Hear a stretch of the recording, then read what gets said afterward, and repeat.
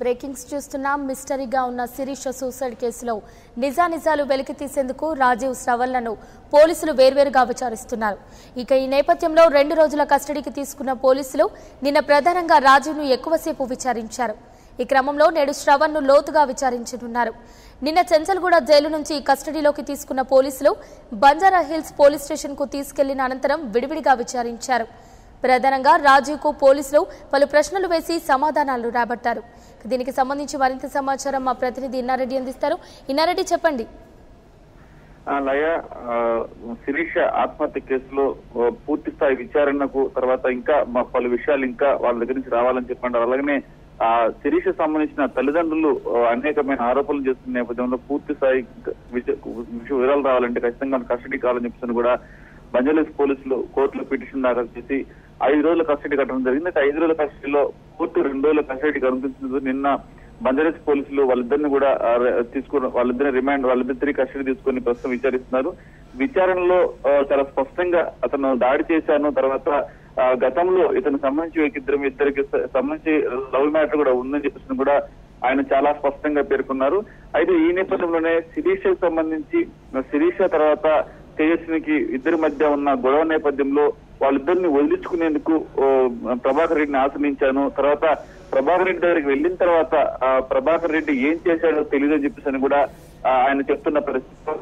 ప్రభాకర్ రెడ్డి దగ్గర గొడవ చేయడం, ఆ నేపథ్యంలో తిరిగి వెళ్తుండగా ఆమె గొడవ చేస్తుంటే దాడి చేశాడని చెప్పేసి కూడా చాలా స్పష్టంగా చెప్పాడు. మరి దాడి అనేది ఏ రకంగా దాడి చేశాడు అంటే చనిపోయేంత తీవ్రతరమైన దాడి చేశాడా లేకపోతే ఏ రకమైన దాడి చేశాడు దాని మీద కూడా ప్రస్తుతం పోలీసులు విచారిస్తున్నారు. ఈ విచారణలో అనేక విషయాలు కూడా వెలుగు చూసే అవకాశం కనిపిస్తా ఉంది. అలాగనే ఈ దాడి చేసినప్పుడే చనిపోయింది అని చెప్పేసి శిరీష పేరెంట్స్ ఆరోపణ చేస్తా ఉన్నారు. దీనికి సంబంధించి దాడి చేసినప్పుడు చనిపోతే తర్వాత ఆ విషయం బయటకు వస్తుందని చెప్పేసి ఇంటికి తీసుకెళ్లి అక్కడ సూసైడ్ చూపించే ప్రయత్నం చేశారు. అప్పటి వరకు కూడా చున్నీ లేని ఆమె చున్నీతో ఈ విధంగా సూసైడ్ చేసుకుంటుంది. అలాగనే చున్నీని కత్తిరించినప్పుడు కూడా అలా డైరెక్ట్ గా కత్తిరించే విధానం కూడా చాలా తెరలని చెప్పేసి కూడా వాళ్ళ తల్లిదండ్రులు కూడా ఆరోపిస్తున్నారు. ఏదైనప్పటికీ ఈ 2 రోజుల కస్టడీలో ఇది కాకుండా అనేక మందితో సంబంధాలు ఉన్నాయి.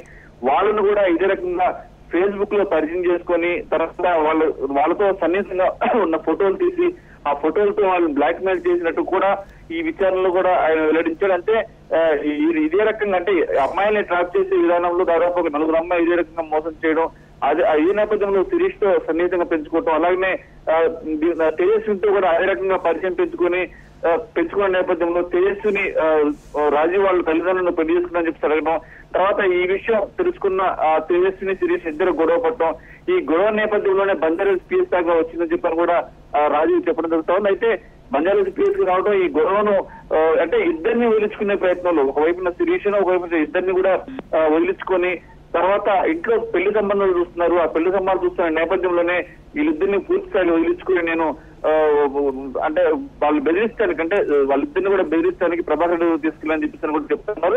అయితే ప్రభాకర్ రెడ్డి తీసుకెళ్లిన తర్వాత శ్రవణ్ ప్రభాకర్ రెడ్డికి ఏం చెప్పాడు ఏం జరిగిందని నాకు తెలియదు, కానీ అక్కడ ప్రభాకర్ రెడ్డి దాడి చేయబోతే ఆమె అరిచింది. ఆమె అరుస్తున్నగానే ప్రభాకర్ రెడ్డి తీసుకెళ్ళమని చెప్పడం, తర్వాత క్రమంలో జరిగిన పరిణామాల్లో ఏం జరిగింది అన్న సమాధానం లేని ప్రశ్నలకు ఈ రోజు వాళ్ళ దగ్గర కస్టడీ తీసుకుని వాళ్ళని పూర్తి స్థాయిలో విచారణ కొనసాగించే అవకాశం మీద కనిపిస్తా ఉంది.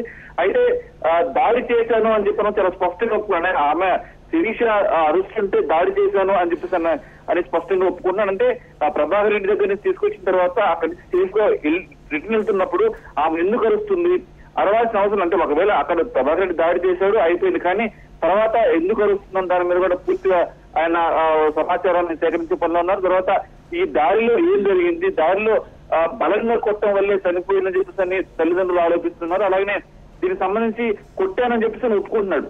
ఈ కొట్టడంలో తర్వాత బలంగా కొట్టడంలో జరిగిన పరిణామాలు ఎంతవరకు వాస్తవం, తర్వాత ఈ సూసైడ్ అనేది ఏమైతే ఇప్పుడు నిరూపిస్తుంది, ఏమైతే అనుమానం వ్యక్తమవుతున్నారో అది సూసైడా లేకపోతే హత్య అనే దానిని కూడా పోలీసులు చాలా తీవ్రంగా వీళ్ళ దగ్గర నుంచి వివరాలు సేకరించి పొందబడ్డారు. గతంలో ఎవరినైతే ట్రాప్ చేసి తర్వాత ఎవరినైతే బెదిరించాడో వాళ్ళను కూడా పిలిపించి వాళ్ళు విచారించే అవకాశం కనిపిస్తుంది. దాదాపుగా మొత్తం అంటే ఈ శిరీష తర్వాత తేజస్ని కాక అంతకు ముందు కూడా దాదాపు 4 అమ్మాయిలు ఇదే రకంగా వేయించి తర్వాత వాళ్ళని ట్రాప్ చేసి వాళ్ళ సన్నిహితంలో ఫోటోలు తీసి వాళ్ళు బెదిరించిన నేపథ్యం ఇతనికి ఉంది. కాబట్టి ఈ క్రిమినల్ మెంటాలిటీతోనే శిరీషను చంపి ఉండుతున్న యాంగిల్లో తల్లిదండ్రులు ఆరోపణ చేస్తున్నారు. కాబట్టి ఈ రోజు పూర్తి స్థాయిలో విచారణ జరిపి ఖచ్చితంగా నిజాలు తీరుస్తామని చెప్పని కూడా పోలీసులు చెప్తున్నారు. లయ, అయితే ఇన్నారెడ్డి చెప్పండి, కేసు విచారణలో శిరీషను రాజు కొట్టినట్టు ఒప్పుకున్నట్టు తెలుస్తుంది.